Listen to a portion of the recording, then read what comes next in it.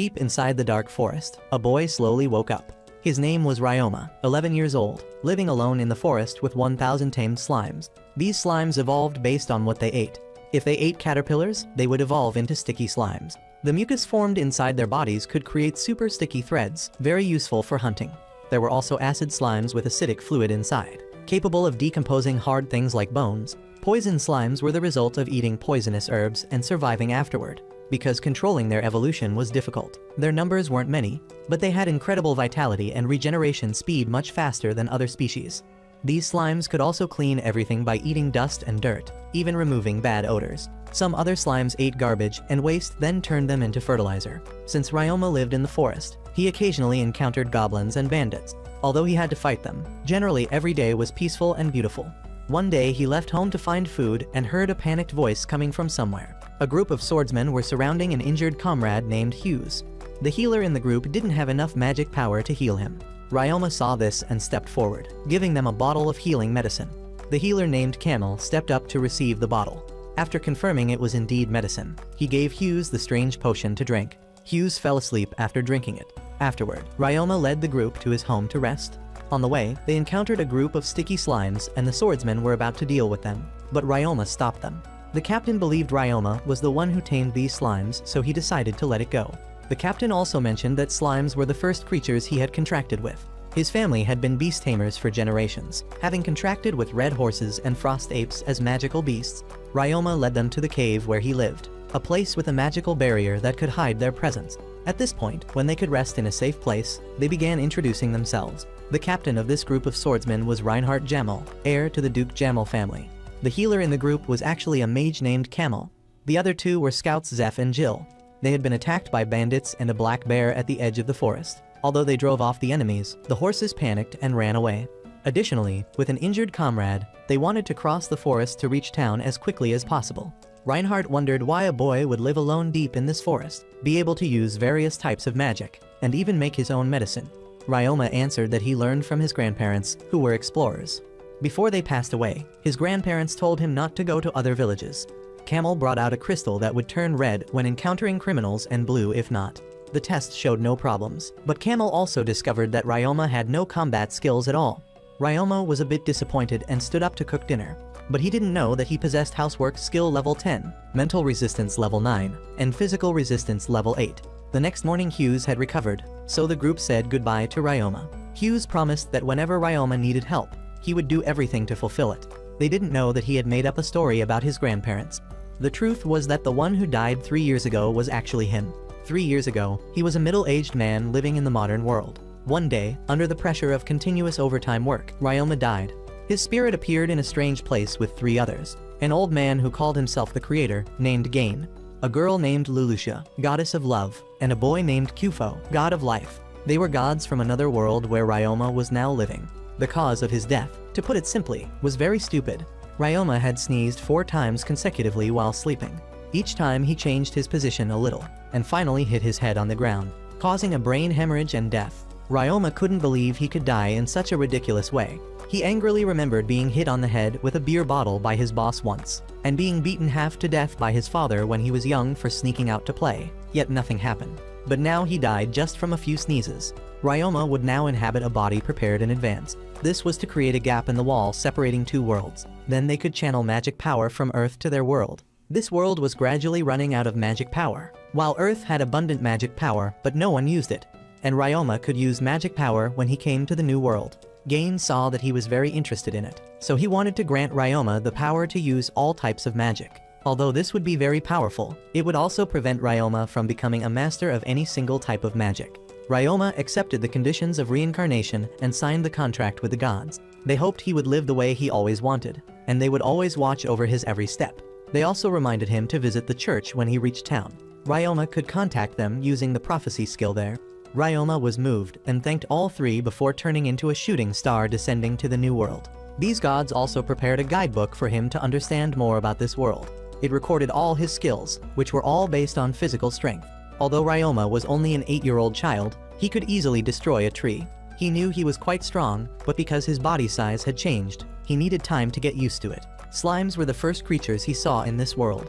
Thanks to the guidance from the book, Ryoma concentrated and circulated the magic channels in his body, then cast taming magic on the slime in front of him. Ryoma's journey in the new world officially began. He decided to live inside Ghana Forest. In his previous life, he didn't have much time for his hobbies. So from now on, he would start researching slimes in this world. Time flew by quickly over 3 years, and the first people he met were Reinhardt and his companions. One day, the former Duke Reinbach, who was also Reinhardt's father, came to greet Ryoma. Accompanying him were Elise and Illyria, Reinhardt's wife and daughter. They came to thank Ryoma for saving Reinhardt before. Everyone was surprised that he could tame such a large number of slimes. All of them could combine with each other to save space and food. Elise couldn't believe an 11-year-old boy could contract with a large slime, because no one had ever done that before. Ryoma explained that he had contracted with hundreds of small slimes separately, then combined them to create this large one. Elise didn't expect such a method existed. This was something that all trainers didn't know about. Just contracting with hundreds of slimes like that was already impressive. Elise also said that the training association didn't know about this. She advised Ryoma to quickly register this method. However, the real purpose of Reinhardt's family coming here was to give a thank you gift to Ryoma, and also to protect Illyria as she made her first contract. Ryoma guided the little girl to a place where slimes often gathered to drink water. He also introduced different types of slimes so she could choose more easily. Brown cleaner slimes ate garbage and feces, could deodorize and create fertilizer from what they ate. White cleaning slimes specialized in cleaning, working like a washing machine, able to wash clothes clean. They could also deodorize and only ate dirt, not meat, unless ordered. The maids were the most excited when hearing about these cleaning slimes, because with them their work would become much easier. Illyria was also very excited after hearing this and wanted a cleaning slime like that. However, the process for a normal slime to evolve into a cleaning slime was a bit difficult to explain to a girl. They were attracted to sweat and dirt, so the trainer needed to use these things as bait. Even so, the little girl didn't give up her determination. Illyria brought her bath water and went into the forest to find slimes. In less than a day, she actually tamed one. Seeing Illyria's happiness like that, Ryoma suddenly remembered the first slime he tamed. It was very slow, but at the same time the most precious creature. He named it Tabuchi, after a junior at his old company. Although Tabuchi wasn't here now, Ryoma wished all the best things would happen to him. Elise asked about his future plans. Actually, Ryoma still hadn't decided. He didn't know whether to stay here or move somewhere else. Reinbach suggested that he should come with them. His family would depart for Gimel Town and stay there for a while. Of course, he could return here anytime. Ryoma was hesitant about joining a long journey in this completely new world. But Illyria said how scared she was when she first left town. Although that fear still remained, she had seen many new things with her own eyes, met Ryoma, and tamed her first slime. She believed that there might still be difficulties ahead, but there would definitely be joy out there too. Ryoma was an old man but was taught a lesson by a child. He agreed to join Reinhardt's family on the upcoming journey. Ryoma didn't know much about this world beyond what the gods had given him, but he believed these people could teach him things he didn't know yet. That night, Ryoma put all his belongings into his storage box, including animal furs and equipment from the bandits he had defeated. The house was cleaned thoroughly. He went before the statues of the 3 gods to announce his first journey in this world. The next morning everything was ready. Ryoma locked the door of his house and joined the Jamel family on the new path. Butler Sebas summoned several carriages from his storage space. On the way, Ryoma said that he possessed all types of elements, as well as new taming magic and barrier creation. He had also tried alchemy and healing magic. Reinbach said that no one cared about alchemy anymore. Alchemists were often very mysterious and carried evil nature. However, Ryoma only knew one alchemy formula, removing toxic minerals from salt to make it edible. But Reinhardt was very impressed with that. Things that seemed simple to him were special to everyone else. In the following days, they traveled during the day and slept in tents at night. But the journey wasn't always smooth. Sometimes they had to cross mountain paths in heavy rain with the air gradually turning cold. Heavy rain caused rock slides that completely blocked the road, making it impossible to proceed. Taking a detour would cost 3 extra days, and this area often had bandits, so they couldn't stay here long. Ryoma thought he could help with this. He took out a raincoat made from the mucus of sticky slimes and stepped outside to help Reinhardt. Old man Reinbach saw this and thought it was a potential commercial product. Many people would definitely want this convenient item. He decided to introduce it to the Morgan Trading Company as soon as they reached town. The pouring rain made the cleanup work very difficult. Ryoma cast a rain-blocking barrier so they could work more easily, then guided Reinhardt's group on how to use the block creation spell, combining earth magic and rock-breaking magic for better efficiency. He demonstrated the block creation spell for them to visualize. The rocks and dirt in front transformed into uniform blocks, and the slimes then helped transport these blocks to the side. Not long after, all the debris blocking the road was cleaned up. The work was done as dawn was rising. Although a bit tired, Ryoma felt happy about it. It felt wonderful that he could help these kind people. In the next 3 days, their journey encountered no more obstacles, and then Gilmore mining town gradually appeared before them. Ryoma set foot in a town in this world for the first time. Although Gilmore was just a small human town, it was the first community Ryoma had set foot in after 3 years of reincarnation in this world. Though it was just a small town, the Jamal family provided the best accommodation, so he could feel as comfortable as possible.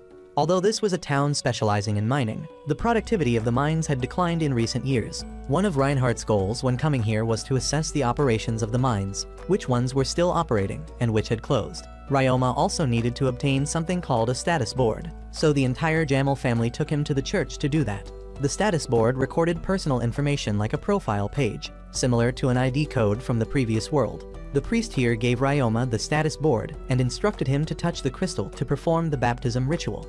A blinding light emanated from the crystal, making him squint. When he opened his eyes, all 3 gods were standing before him. They were in his subconscious to talk with him. Ryoma wondered why he had never learned the prophecy skill before, but could now communicate with the gods. Gain explained that Ryoma had cultivated it through his daily life. The main reason was that every day he prayed before the statues of the 3 of them. Now, although brief, they could communicate with each other. The gods were very impressed with his ability to tame slimes. Those were new species that Ryoma himself had discovered. The slimes Gain created simply had the ability to adapt to their environment and reproduce.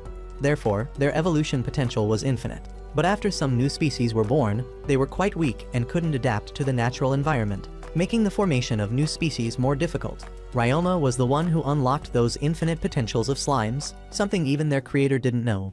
Lilisha was also very surprised that Ryoma could meet the Jamal family, because their ancestor had married someone from Earth. She was also a person the gods had brought here. She really loved animals, so when she reincarnated, she asked to be granted the beast taming skill. She had researched and created the school of pure taming magic, achieved great accomplishments, and was given a noble title. That was why the Jamal family had a long tradition of beast tamers. Among them, Illyria seemed to have inherited and strongly connected with the bloodline of her ancestor. However, her maternal ancestor was another reincarnated person who wished to have powerful magic and become invincible in battle. This person's power and casting speed were astonishing, but he was very timid, always scared and couldn't accomplish anything. Compared to him, Ryoma was much calmer, always making correct decisions according to his own principles calmly, willing to try different things within limits. Before parting, Gain also said that other gods like the god of war and the god of magic had also noticed Ryoma. These people usually liked reincarnated individuals. Even the god of crafts and arts had blessed him too. After hearing everything, Ryoma gradually returned to the real world and picked up his status board. He received additional titles, overcame an unfortunate life and beloved child of the gods. Rienbach said that Ryoma had great potential compared to children of the same age. Therefore, there would be bad people approaching him to exploit him for their own purposes. It was very difficult for Ryoma to hide his great potential, so he advised him to join a guild soon, as well as raise his rank and social status. The fact that Ryoma had a lot of magical energy in his body also had many negative effects. Normally, such a person would have difficulty controlling their power and learning new spells, making them spend a lot of time practicing to limit and control magic. Ryoma could control them like this because he spent time playing with magic, starting from mastering basic spells. After leaving the church, they headed to the Beast Taming Guild, a place for beast tamers and summoners, also a place for monster control. Ryoma and Illyria registered as beast tamers here. However, ranking up for both of them was very difficult. Here, a good tamer was determined by the strength of the magical beast they controlled. And because Ryoma specialized in taming slimes, they couldn't rank him up. So the Jamal family directed Ryoma to register at the Adventurers Guild, where rank was determined by combat ability. Ryoma was given 5 arrows and required to hit all 5 targets in front of him. He didn't disappoint anyone's expectations, hitting the center of all 5 targets. Next were moving targets. Ryoma didn't waste any arrows, hitting all targets that were launched. Suddenly, after the test ended, the examiner secretly threw a hidden weapon at him from behind. Ryoma immediately sensed it, turned around to catch the dagger thrown at him, and even threw it back at the opponent. He cast a spell and rushed to counterattack, but the old man surrendered and announced the test was over. He was very impressed with Ryoma because many people had avoided the knife, but to immediately counterattack, Ryoma was the first. He introduced himself as Worgen, the guild master of the Gilmore branch of the Adventurers Guild. Worgen personally tested Ryoma because the entire Duke's family had suddenly come to supervise, so he couldn't let his subordinates handle this. Ryoma excellently passed the test and quickly registered as a member of the Adventurers Guild. Although his abilities could start from rank E, other members would complain because his starting rank was too high. So Wergen decided to let him start from rank G. Ryoma just needed to slowly prove himself and would quickly gain trust.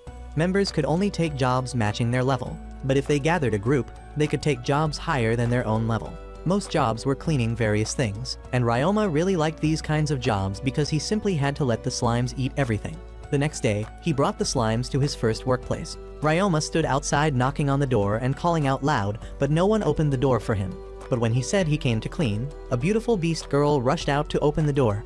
Ryoma immediately smelled the stench from garbage coming from inside. The cat girl Mia was extremely moved that someone actually took this job. This made Ryoma worried whether he could do this job well. His job was to clean a house filled with garbage. The ground below the garbage dump near the house was unstable, and day after day garbage just piled up there. Garbage flowed down faster than the cleaning speed, until one day no one would accept this job anymore. Ignoring all of that, Ryoma began to thoroughly clean this garbage dump. He used the cleaner slimes to eat all the garbage in the house and the dump next to it. Used water magic and cleaning slimes to wash. Then used block creation magic and sticky slimes to fill the hole in the basement. The job was completed within a few hours. Cleaning so fast and spotlessly made Mia so moved she kept thanking him. She even added a bonus for him. Ryoma happily returned to the Adventurers Guild to report his results. Even the receptionist couldn't believe he could do this job in just half a day. Old Man Wergen heard the news and called Ryoma to his room for a private talk. He already knew about Mia's house because she was also an adventurer, and wondered how Ryoma could handle it so quickly. After hearing that he used slimes and magic to clean, he was very impressed and also introduced another job that suited his specialty. That was cleaning public toilets, a task requested by the town government. Everything stemmed from them refusing to budget for sanitation due to decreased mining income. Toilet cleaning was usually assigned to people from the slums, but the officials made up ridiculous excuses to reduce wages, so no one wanted to do this job anymore. Ryoma agreed to handle this issue and would start tomorrow. Ryoma decided to share this problem with Reinhardt. He was very surprised because according to reports from the government office, the budget spending in town hadn't changed. If what Ryoma said was true, there might be some embezzlement happening here. He ordered Sibas to quickly investigate these criminals. This toilet cleaning job was to create employment for the lower class of society, proposed by Reinbach himself. But now someone was exploiting it for profit, making him extremely angry, and he would properly punish those involved. The next day, Ryoma and the slimes arrived at the septic tank of the public toilet. These tanks were about 7 meters wide, 2 kilometers long, and there were about 30 of them. Ryoma prepared protective gear on his body and opened the septic tank. Toxic fumes and stench escaped from it, but Ryoma didn't care. He ordered the cleaner slimes to lead and process all types of waste they saw.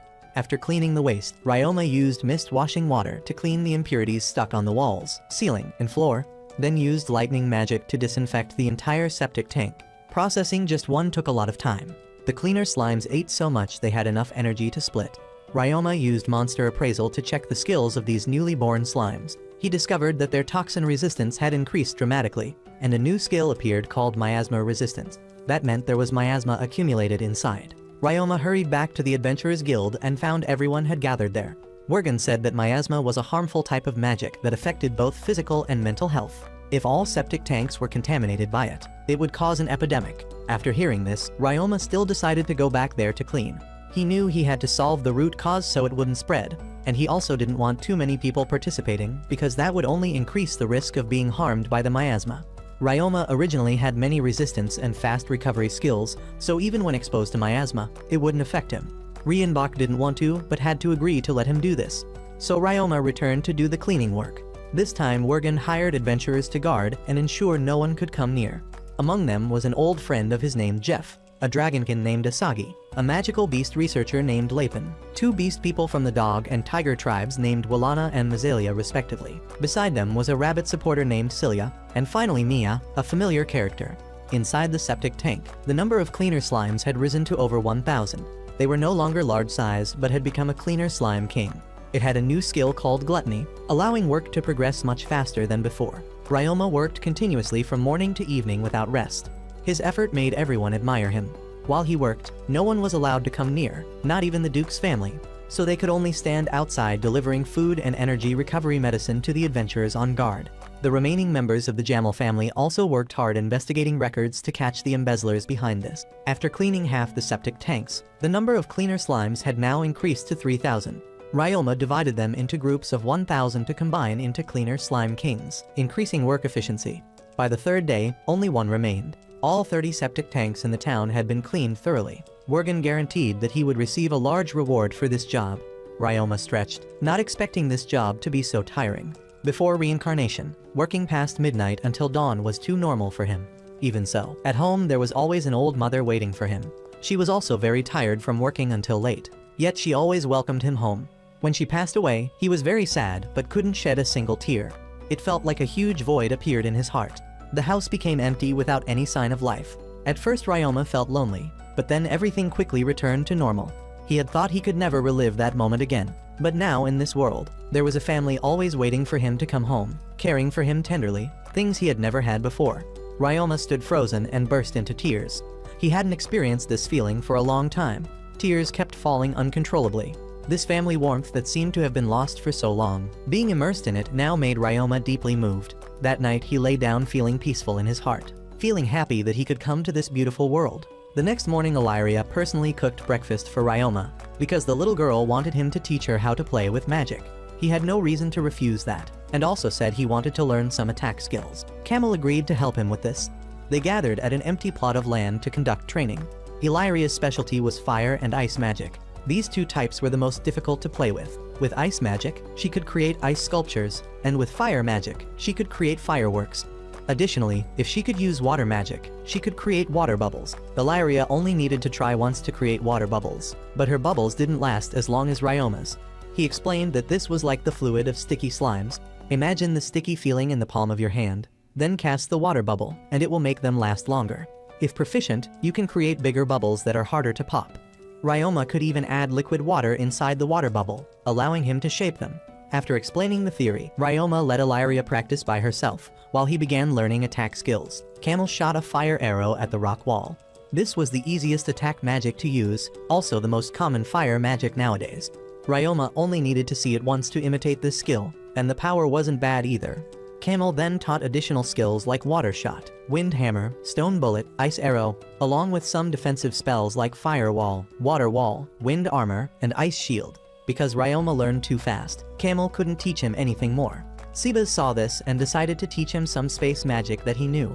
He asked if Ryoma knew any other space magic besides the storage box.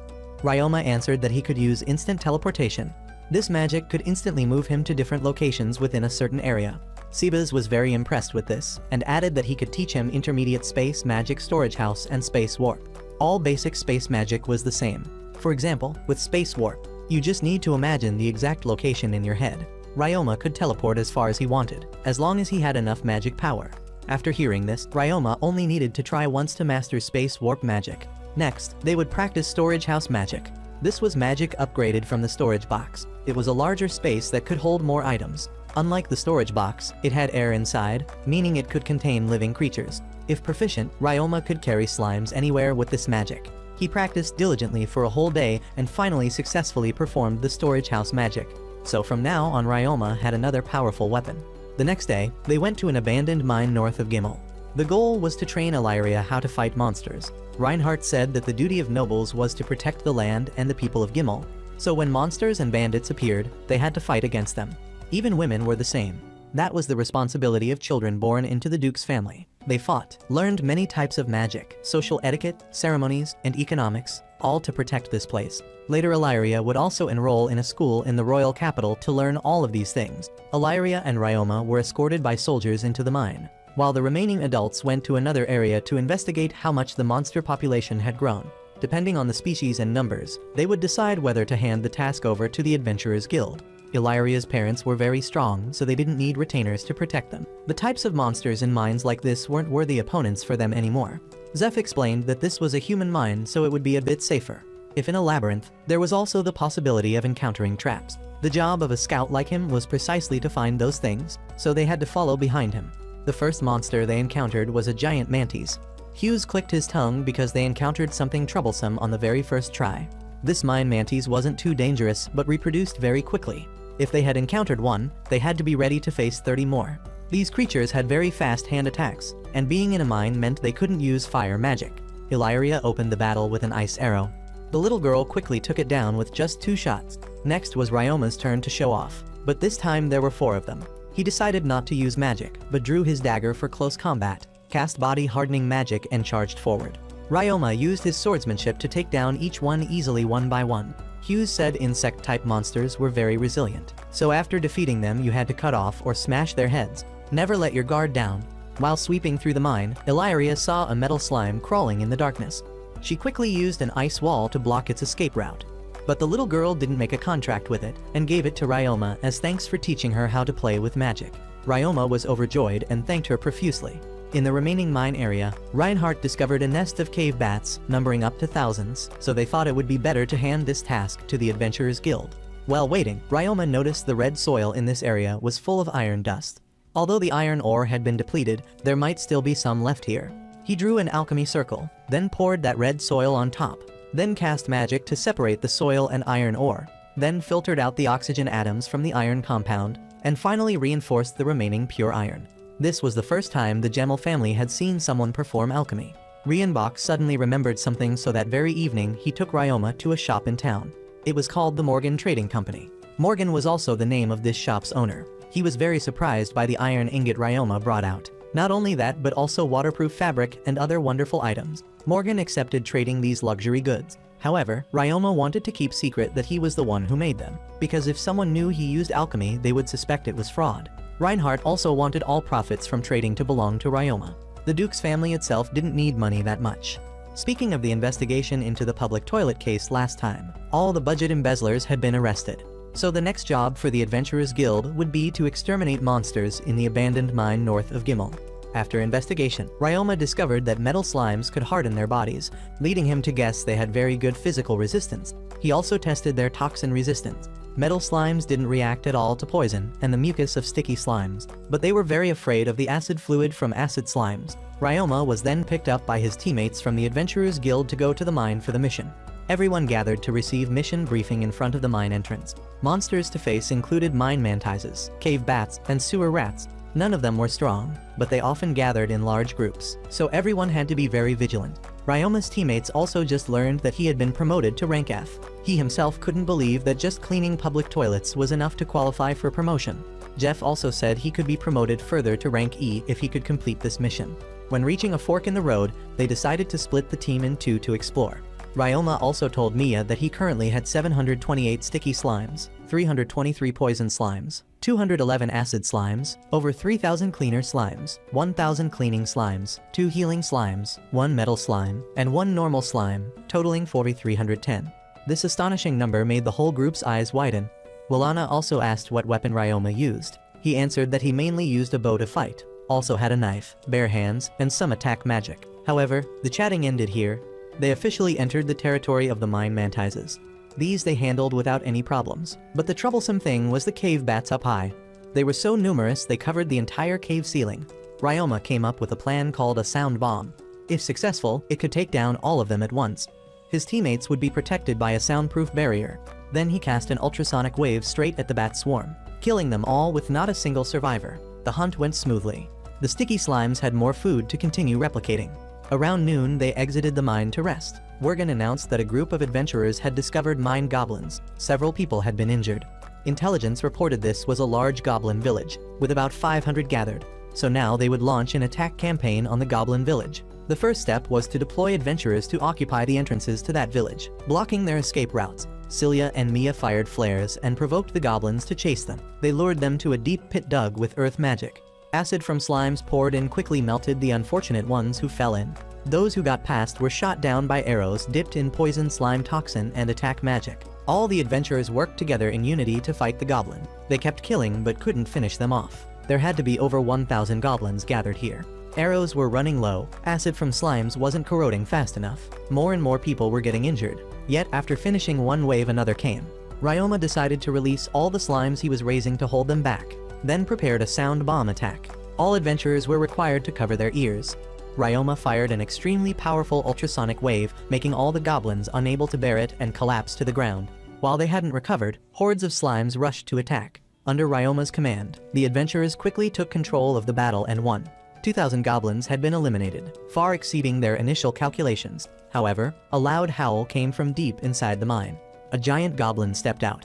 It was the goblin leader, leading a group of evolved goblins to take revenge. The slimes didn't care at all. They used their overwhelming numbers to finish off that leader. Not only that, Ryoma also ordered the cleaning slimes to eat all the dirt and grime off his teammates. Mia even said he could make a fortune if he started a laundry business. Lapin was also extremely impressed with Ryoma's 2 healing slimes.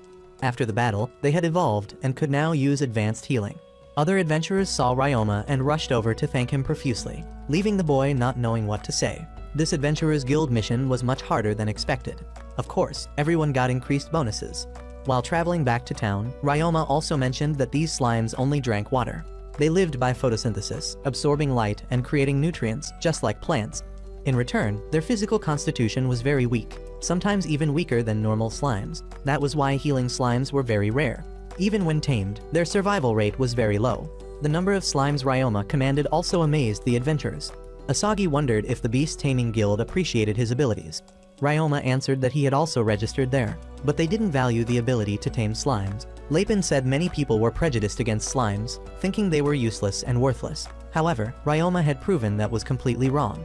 After everyone had fallen asleep, Ryoma went out to chat a bit with Jeff. He felt happy because after coming to this world, everyone treated him very well. Things before on Earth had made Ryoma very tired, so he had decided to hide in the forest. If he hadn't met Reinhardt's group, he probably would never have left that forest. They had let him come along, provided food and shelter, always helped whenever he needed. It really made him very comfortable. But he didn't know if it was okay to keep relying on the Duke's family forever. He walked into the house with many different thoughts swirling in his mind.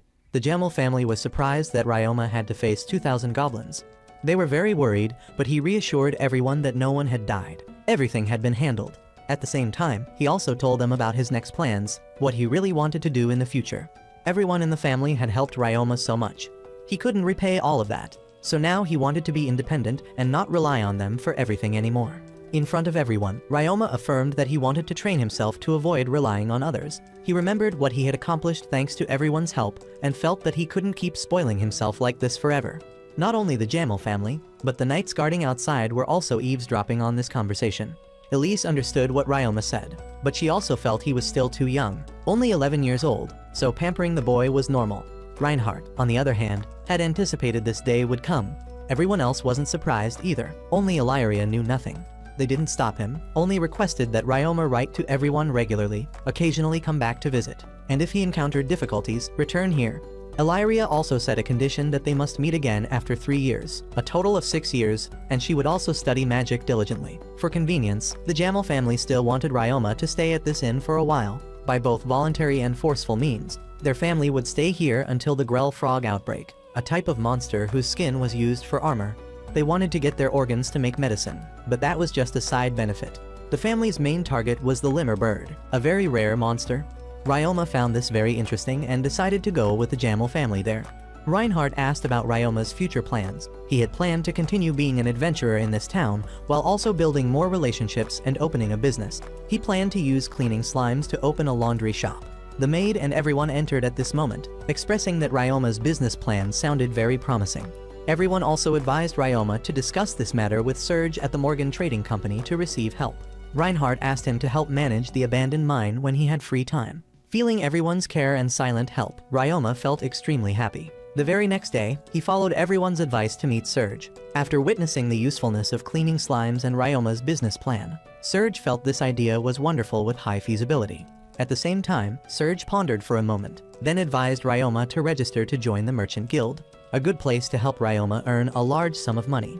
Under the persuasion of both Serge and Illyria, Ryoma decided to register. Serge was truly impressed with Ryoma's business plan, which also made him feel much more at ease. The three went to the Merchant Guild mansion to express their intention for Ryoma to join. The guild master of the Merchant Guild, Lady Glycella, clearly understood the purpose of all three coming here and also showed great interest in this newly discovered slime. She quickly got the papers for Ryoma to sign. Serge wanted to add conditions about the shop location. Lady Glycella then took out her notebook and gave all three a land contract, a piece of land that was cheap due to some issues. Then the three of them went to the assigned location. This piece of land used to be a bar, warehouse, and also an inn, but had caught fire and been abandoned. Ryoma looked at the location of the land. It was now a residential area, very close to the Adventurers Guild and the Industrial District. Truly a beautiful location. He was very satisfied with the suggested location and told Serge he would buy this land. Mr. Serge nodded, expressing he would help with the paperwork. After all, he would receive some commission. Serge also expressed his wish for Ryoma to hire some employees from his trading company. Hearing his explanation, Ryoma felt this hiring model was very similar to the real world, where the owner didn't stand in the shop, but hired managers to operate it. Mr. Serge also frankly said that Ryoma's current situation wasn't suitable for management work. Merchants had to be sharp and couldn't show expressions on their faces. Although doing this well at 11 years old was already very good, it wouldn't fool veteran merchants. Ryoma heard this and decided to hire employees from the Morgan Trading Company. Both sides quickly decided successfully, and everything seemed to be going very smoothly. First, Ryoma used cleaner slimes to clear the weeds and acid slimes to eat everything from the abandoned building. According to plan, the shop would be 2 stories tall with a basement below, along with a living room for employees. After sketching, Ryoma used his magic and the slimes to start construction. From digging the ground, building the foundation to constructing the house, everything ran smoothly. To speed up progress, Ryoma also asked Hughes's group for help. The whole gang happily helped him. They were friends, and friends helping each other was normal. Ryoma was very moved and thanked them. After basically finishing the frame, the whole gang started painting the house. To match the laundry work, Ryoma decided to paint the shop pristine white. The gang painted while chatting about Ryoma just being promoted to rank E from the monster hunting mission last time. Mia was very happy for him. After all, Ryoma had been contributing for so long. Everyone hoped the laundry shop would be inaugurated soon. Those who knew about Ryoma's slime abilities at the Adventurers Guild would quickly come here. By then, the business would only worry about not having enough stock, not about lacking customers. Anyway, Ryoma refusing the Duke family's help to live independently was extremely risky, but also very admirable. After chatting for a while, the gang got back to work. Finally was marketing. A signboard was produced. Hearing Ryoma explain the meaning of the bamboo forest laundry shop, Hughes found it very interesting. Illyria felt the surroundings were somewhat monotonous. If flowers and trees were planted around the yard, it would be more beautiful. So the gang continued to buy seeds and plant trees. Illyria worried Ryoma would be tired, but Ryoma felt these things were nothing compared to what he used to do before. Hearing her ask what he did before, Ryoma could only vaguely say that he did many jobs, from carrying to making dolls. Illyria heard this and excitedly wanted Ryoma to make one for her.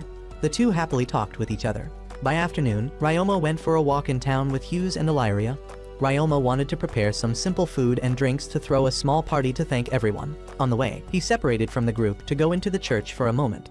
Ryoma went toward the crystal ball to meet the 3 gods Kyufo, Gain, and Lulusha. But currently only Kyufo was free. Kyufo explained that Gain and Lulusha were in Ryoma's old world sightseeing. Or more precisely, Lulusha was traveling and enjoying the human world, while Gain had gone crazy over an idol music group in Japan.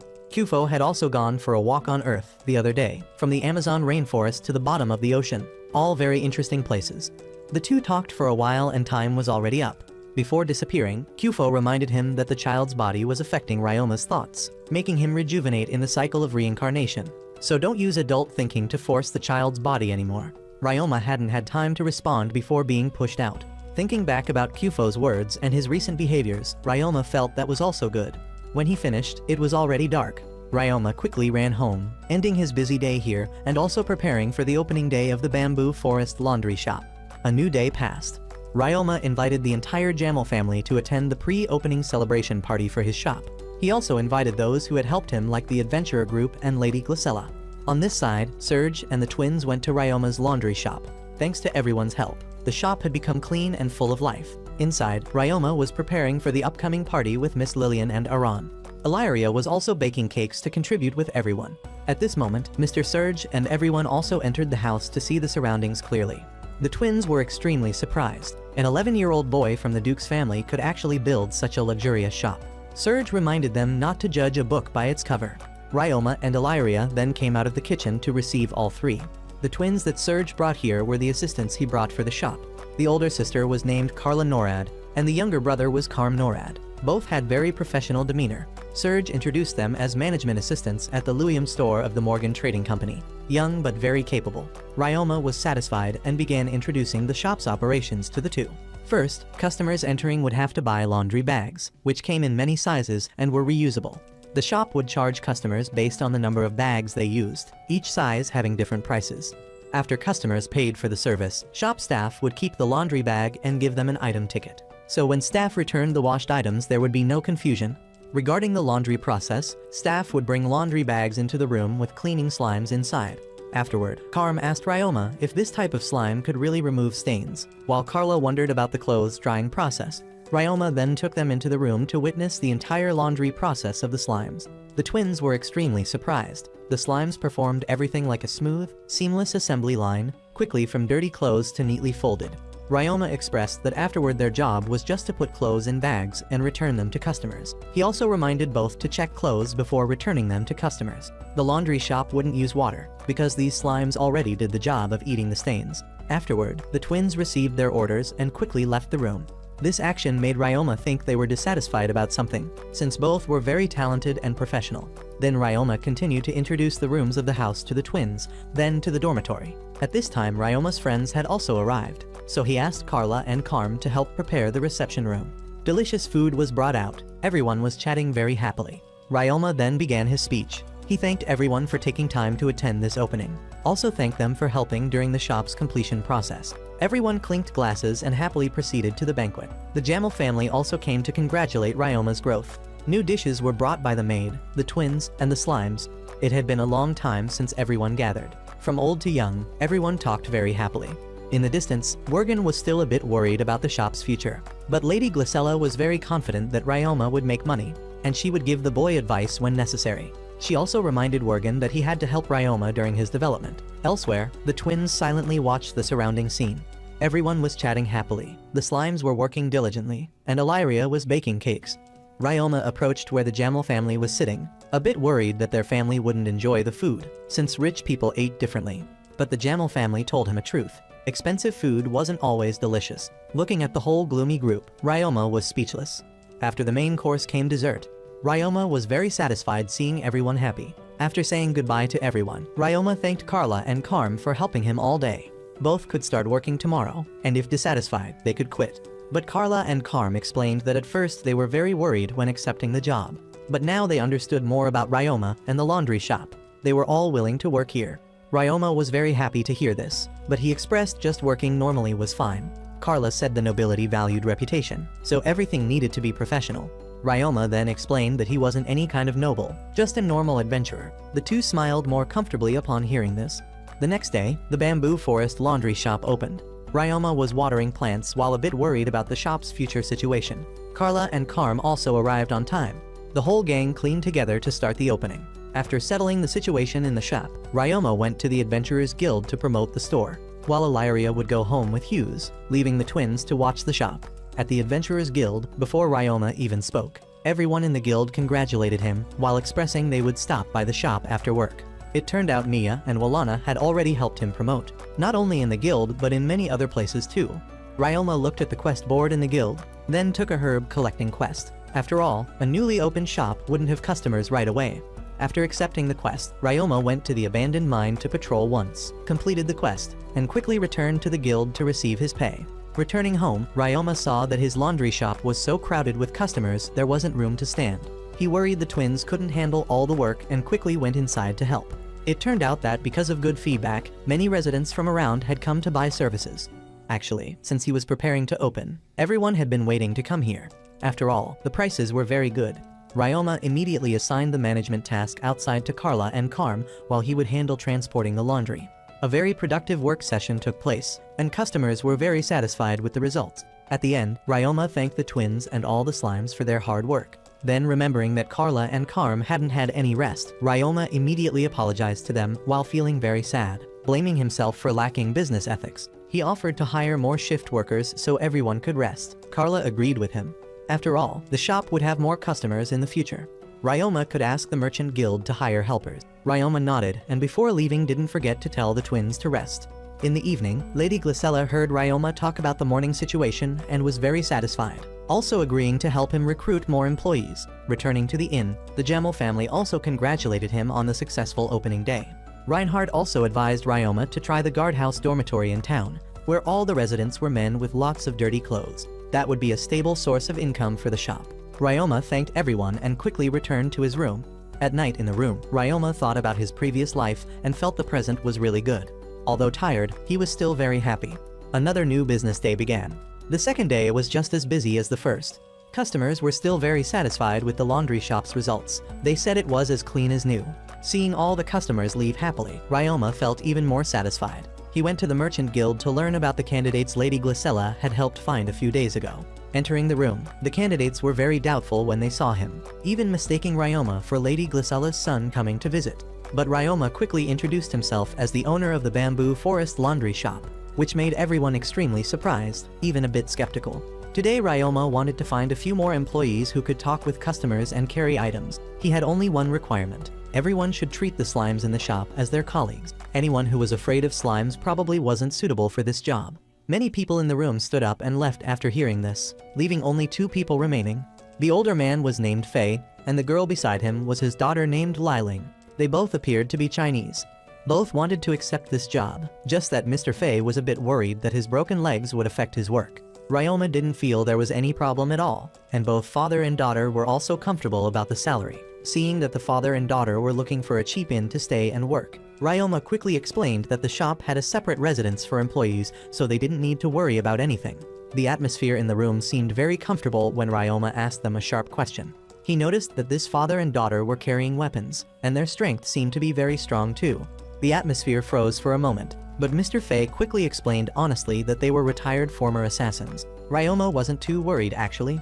After all, Lady Glycella was very good at reading people, and he trusted her choices. Liling added that the master they served had lost in a battle, so they lost their homeland and jobs, and both had immigrated here.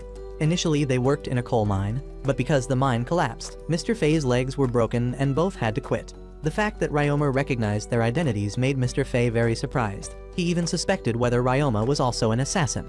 After their honesty, Ryoma still decided to hire them. After all, having assassins in the shop was quite good for protecting the store. Lady Glycella also reminded them to work diligently. After all, this laundry shop had a great future, and also to stop carrying weapons around all the time. Choosing new employees, despite some initial turbulence, was quickly completed. Ryoma took Mr. Fei and Liling to his laundry shop. Seeing the busy customer situation, both immediately wanted to start working. Ryoma introduced the father and daughter to the twins. Both got acquainted and were quickly assigned tasks by Ryoma. Afterward, not only humans but the slimes also worked very seriously.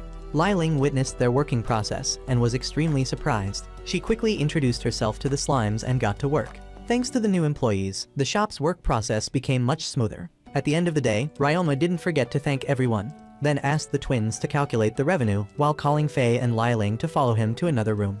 In this room, Ryoma used space magic to take out 2 white slimes. These were slimes that specialized in treating injuries. As soon as they were placed on the chair, the 2 slimes quickly approached Mr. Fei's injured legs and worked. Afterward, Mr. Fei tried to stand up, and they were actually healed. He didn't feel any pain at all.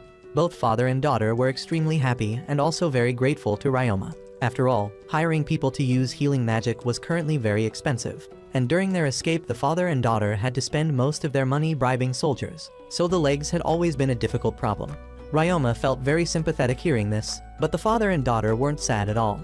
They were very satisfied with the present. Ryoma took the father and daughter to the employee dormitory and quickly returned to the shop. Reading the second day's revenue report, Ryoma was even more amazed. It was actually more than the first day. Karm explained that because rumors had spread, the shop would have more and more customers, especially workers and miners. Carla also advised Ryoma to think about expanding branches in other towns. Ryoma could only nod, and then told the twins about the Fei family's background. Since they would also do shop protection work that needed to be included in their salary, Ryoma's actions made the father and daughter even more moved. The second working day passed smoothly again. The next morning, Illyria continued her magic studies, so she couldn't go to the shop with Ryoma. The two quickly went in different directions. Today was still a busy day. Everyone worked very productively. Ryoma therefore decided to bake pizza himself to give to the whole group. During lunch break, everyone happily enjoyed this meal. In the shop, people from the Adventurers Guild also visited. They used the healing slimes for bone and joint massage. After work hours, Carla summarized the revenue again. Today was 1.5 times yesterday. Everyone was very satisfied. Ryoma thought of another issue. Should he continue to recruit employees? The twins agreed with this thought. Ryoma then expressed wanting to hire a chef. After all, everyone was very busy. Having a chef was also adding welfare for employees. After hearing his explanation, everyone was very happy and loved this job even more. In the evening, Ryoma went to Lady Glycella again to find a chef and 3 employees. Lady Glycella was extremely surprised by his request but quickly agreed. The next day, she brought Ryoma 3 new employees, Fina, Maria, and Jane, people from Gimel village looking for work. The chef Lady Glicella found was named Selma, a chef with many years of experience. This time there was no need for additional screening. Lady Glicella, like Carla, advised him to open more branches in other towns. If he wanted, he could tell her. Ryoma just smiled without saying anything. Time skipped to a week later. The work in the shop was still countless. Everyone had their own work, but everyone was very happy and comfortable. The dishes Miss Selma cooked were all loved by the employees. Thanks to having more employees, Ryoma had more free time to plant trees. In the distance, the Jamel family witnessed the busy shop and also felt happy for him. Ryoma saw them and happily waved. Today, Serge called Ryoma to ask about the shop situation. Ryoma recounted the shop situation. Seeing this, Mr. Serge was also happy for him. Today, he called Ryoma to discuss an upcoming business deal. Ryoma was currently supplying the Morgan Trading Company with raw materials and sticky slime threads. The company now wanted more waterproof fabric too. After all, the Grell frog outbreak season was coming soon. Many adventurers would come to the lake this season, so waterproof underwear and boots would be very popular for this occasion. Ryoma immediately agreed upon hearing this. On this side, Illyria visited the shop and saw the slimes eating some kind of powder. Ryoma explained he was trying to feed the slimes iron to see if they could evolve into metal slimes. Hearing that Ryoma was also making waterproof fabric for Mr. Serge, Illyria expressed wanting to go along. The two went into the mine. Illyria quickly took out a violin. The lemur birds were coming soon. Music was an essential element for taming those birds, so Illyria practiced playing violin on one side while Ryoma made waterproof fabric. The sounds from Illyria's violin were very beautiful. Not only Ryoma but the slimes also liked them very much. So in the room, everyone focused on their own work, but the atmosphere wasn't awkward at all. A while later, Ryoma finished his work and rested. While waiting for the fabric to dry, Ryoma didn't forget his promise to Illyria. He used his magic to make a doll for her. First he used stone to create the frame, then Ryoma completed the details himself. In just a moment, he made a doll shaped like Illyria. She was very delighted with Ryoma's gift and expressed she would treasure it. Ryoma not only made a doll of her, but also for everyone in the Jamel family. Mr. Sebas continuously praised his craftsmanship. Everyone liked the gift. Reinhardt told his daughter to bring it to school so she wouldn't be lonely anymore. Illyria immediately nodded and asked Ryoma to make a doll of himself. She would bring it to school. Ryoma saw how much she loved it and nodded in agreement. Another day arrived. The employees still worked hard. Since the shop had basically been running smoothly, Ryoma went to the mine to continue making waterproof fabric. While waiting for the fabric to dry, Ryoma had the slimes practice combat while he sparred with the cleaning slime king.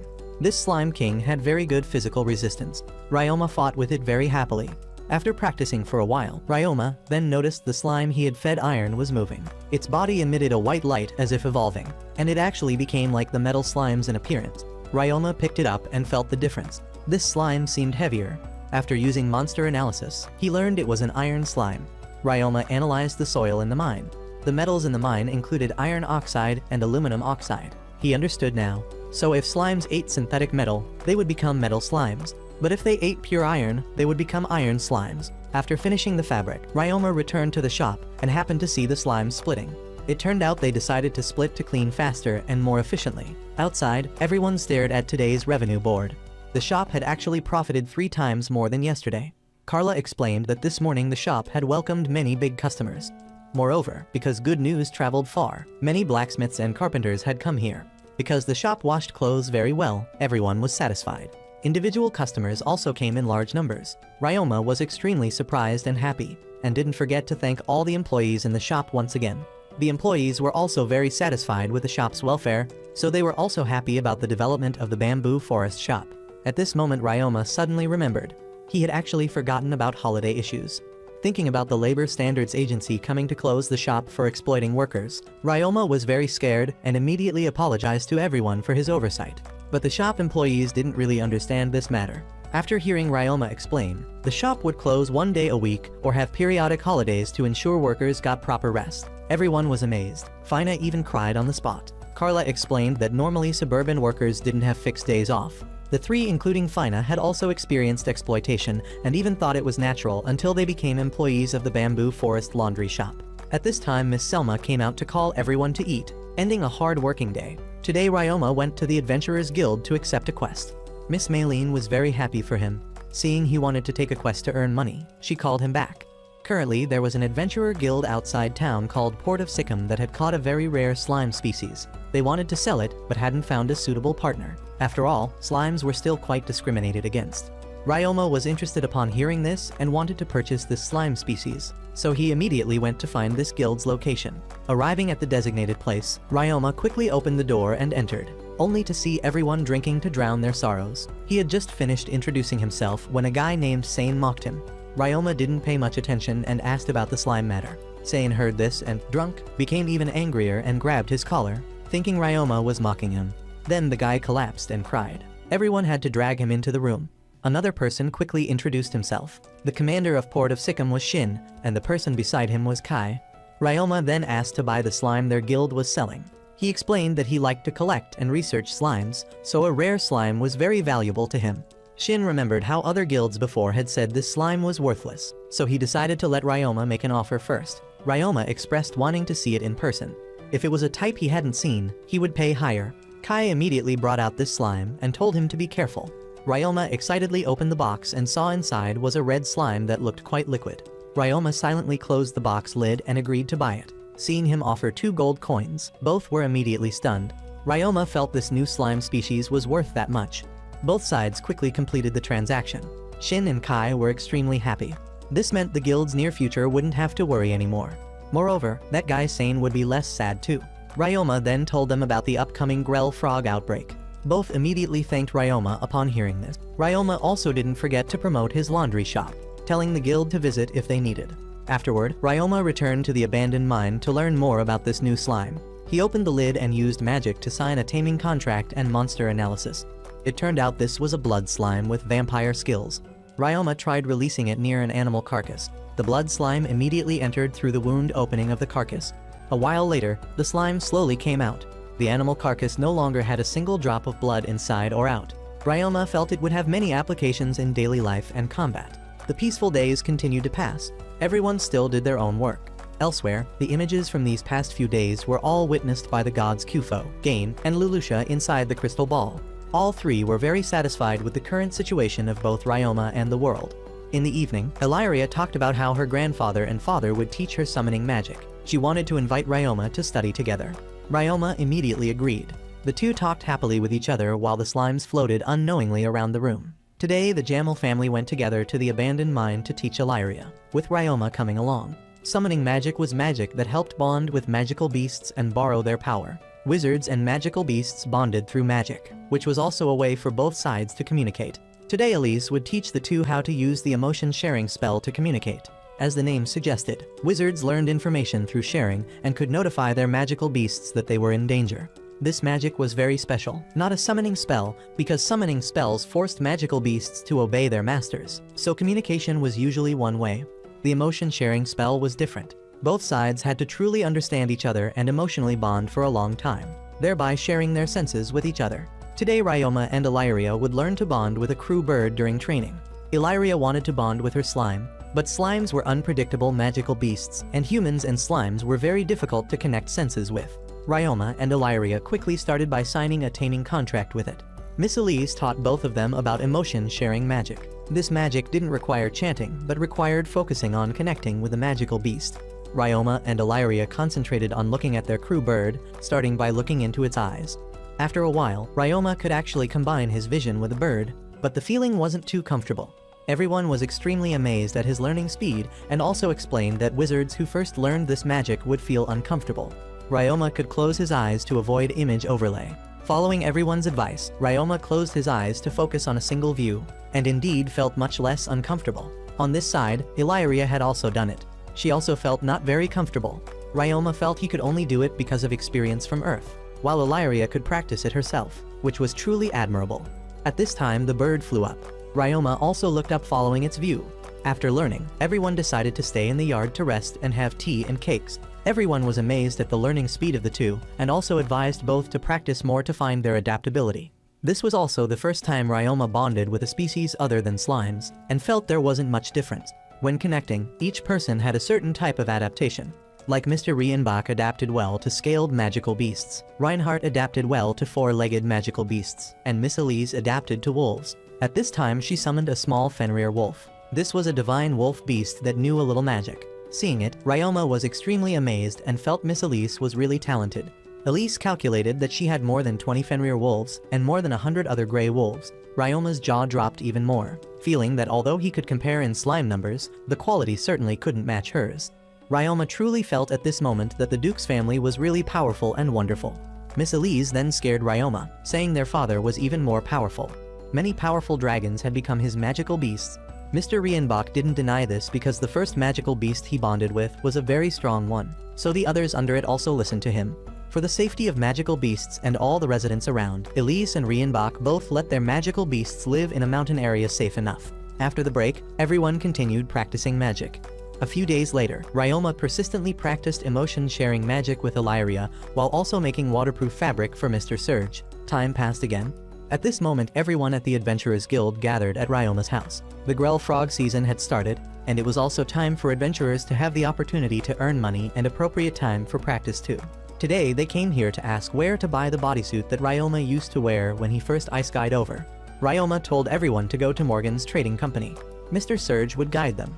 The whole group got the information they needed and said goodbye to Ryoma before leaving. In the evening, Ryoma went to the Jamel house to talk about the upcoming Grell Frog season. Illyria was also very excited about wanting to bond with a lemur bird.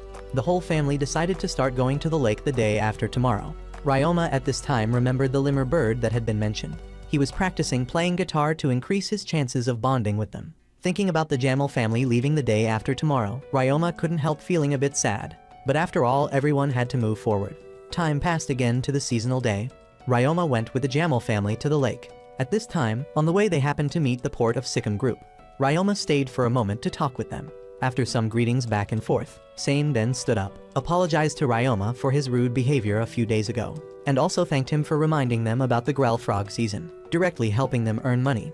Kai also said he would sell these frogs and then visit Ryoma's laundry shop. Seeing they really liked his shop, Ryoma was also very happy.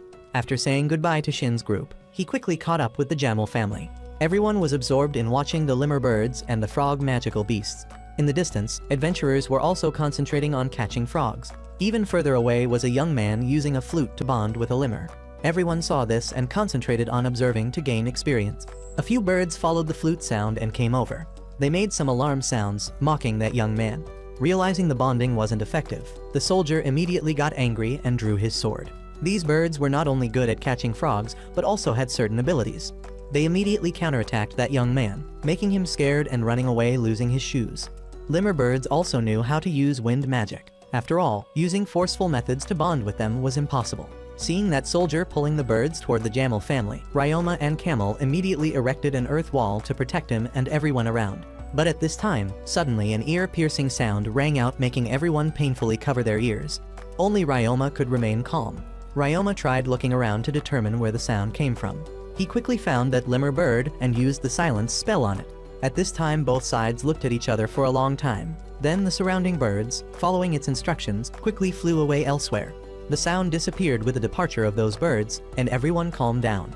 Reinhardt quickly gave instructions to ensure everyone around was safe. Only then did Ryoma know that the bird just now was a high-level magical beast, the Nightmare Lemur, which rarely appeared, a magical beast that knew both wind magic and dark magic. Ryoma looked around and only now understood how great the damage of that creature was. He remembered it seemed that thanks to the mental pain resistance ability he was previously granted, he didn't feel pain. Because of the chaos the lemur bird had left, Ryoma wanted to go find the lemur nest to bond with them. However, this seemed impossible to everyone because those birds flew very fast, and the range was too large to search. Illyria still wanted to stay and wait for the lemur flock to return to the lake, so everyone also decided to wait with her. In the afternoon, Fina, Maria, and Jane were so hungry their mouths were parched, continuously urging Miss Selma to cook faster. Miss Selma smiled kindly, expressing that she was cooking very delicious dishes, only that would make the three stop whining. On this side, Lai Ling ended the workday by thanking the slime army for working very well. Mr. Fei was also performing the final tasks of the day. Everyone had finished their work and closed the shop. At the same time, the Jamel family was still at the lake waiting, but it seemed the lemur flock had no intention of returning. Afternoon was when emotions easily surged, especially feelings of self-pity and sadness. Illyria again mentioned that they would soon have to part, making Ryoma not know how to respond. While his mind was trying to think of a reply to Illyria, Miss Elise had quickly stepped forward to comfort both of them. After all, they would meet again. Ilaria heard this and regained her spirits to be a bit happier. She didn't forget to remind Ryoma to always remember to send letters to her. Uncle Hughes then approached, whispering to Ryoma to hurry and hug Ilaria. What was he waiting for, making Ryoma blush deeply. Everyone happily teased Ryoma. Only Uncle Reinhardt looked at him with bullet-shaped eyes, as if he was a bad guy about to take his daughter away. Ilaria and Ryoma looked at each other with red faces. But at this time, suddenly the lemur flock returned, including the nightmare lemur. Seeing the nightmare being wary of him, Ryoma wanted to move away from the lake so as not to affect everyone's bonding process. But Ilaria still insisted he stay. She was buffed with confident strength and approached the lake with her violin. A gentle melody rang out from the violin. Ilaria seemed to pour all her strength into this piece. Everyone and the flock of birds all listened attentively. The lemur birds swayed with the music as if wanting to blend into that melodious tune. No bird made mocking sounds. After finishing the music, many lemur birds quickly landed on the ground and approached her. Ilaria happily made taming contracts with them. The birds immediately came even closer to her, allowing Ilaria to easily pet them. Everyone applauded her. The young lady could actually connect with 9 birds. Ryoma saw this scene and felt more motivated. He took out his guitar to try his luck. Everyone didn't expect Ryoma also wanted to participate in bonding. Everyone wished him good luck. Ryoma approached the lake, took a deep breath, and played the melody he had practiced before. The birds quietly listened, especially that nightmare lemur, which stared at him intently. Everyone present was moved by these pure melodies. Even Uncle Hughes cried like a child. The flock of birds also swayed with the music as an affirmation of this song. Finishing his playing, Ryoma opened his eyes. He was stunned. There were actually many birds that voluntarily came forward, even the nightmare lemur. He quickly didn't hesitate to sign a taming contract with the nightmare lemur. Everyone was also very happy for him and continuously praised him. After all, taming lemur was very difficult. Both Ilaria and Ryoma could do it, which was truly worth celebrating. Mr. Sebas, after observing for a while, asked Ilaria to try using monster analysis magic on one of these lemur birds. This bird seemed different from the others. Ilaria followed his words, cast the magic, and was immediately amazed. This lemur was also an evolved species, but it was different from the nightmare lemur. It seemed to be a phantom lemur, an evolved species specializing in light magic. Phantom and nightmare were both very rarely seen, yet they appeared at the same time, which was even rarer than ever. In the evening, a grand party was held to congratulate the young lady Ilaria, as well as to bid farewell to Ryoma before the departure day. Everyone and the lemur birds all ate, drank, and played very happily. Ilaria even used a flute to play a song for everyone. Although the party was still going on, Ryoma and Ilaria had quietly returned to the bedroom first. Both couldn't avoid feeling sad, especially Ilaria, who seemed more subdued than usual. Talking about future plans, Ryoma calculated he would go to the mine more often. Perhaps he would stay there to avoid bothering everyone. Ilaria would have to stay in the school dormitory until age 12. She was also very worried about not being able to make new friends. According to her story, when Ilaria was 5 years old, an older boy came and offered to teach her magic. At that time, because she couldn't control her magic, Ilaria accidentally froze him. Although that boy was fine, and that family didn't make a big deal of it. Because of this incident, bad rumors spread, making everyone scared and not wanting to be friends with her at school for a long time. Ryoma smiled and said he wasn't afraid of her at all, and didn't feel Ilaria had done anything wrong. Everyone makes mistakes. Ilaria also laughed and said she wouldn't be afraid of him no matter what happened. After calming down, Ilaria took out a box and gave it to Ryoma. Ryoma opened the box, and inside was actually a ruby necklace. This was a gift Miss Elise gave Ilaria when she was young, a type of necklace with magic. Ilaria wanted Ryoma to keep it until the day they met again. Ryoma initially wanted to refuse, but when he heard Ilaria say this was an item for determining the reunion day, he finally decided to accept it. At the same time, after a moment of consideration, Ryoma also gave Ilaria 2 white and red slimes in return. These were what he loved most. Ilaria giggled and accepted his gift. The two used smiles to spend this last night. The next morning, the carriage had arrived. Everything was prepared. Everyone quickly boarded the carriage. Ryoma first said goodbye to the night group and the maid. Afterward, he went to say goodbye to the Jamal family. Each person sent him a blessing. Miss Elise also couldn't hold back the choking feeling as if she was about to be separated from a son. Everyone quickly left to give space for Ilaria and Ryoma to talk. Ilaria asked Ryoma, they were friends, right? If so, then don't call her young lady anymore. Be like everyone in her family and call her Alia. Ryoma was shy but still followed her words and changed how he addressed her. Ilaria expressed she would study very diligently and improve her magic until they met again later. She reminded Ryoma not to forget the promise in 3 years, or else watch out. The two quickly shook hands, promising to meet again. The carriage quickly departed. Ryoma ran along for a while to see everyone off. Although parting, everyone wasn't sad because it wasn't like they would never meet again. The carriage went further and further from that town. Illyria also silently wished Ryoma would have a good life. She played a long flute piece, as if to say goodbye to the happy memories here, and also to welcome a new future coming. The three gods Kufo, Gain, and Lulusha witnessed all these parting moments through the magic crystal ball.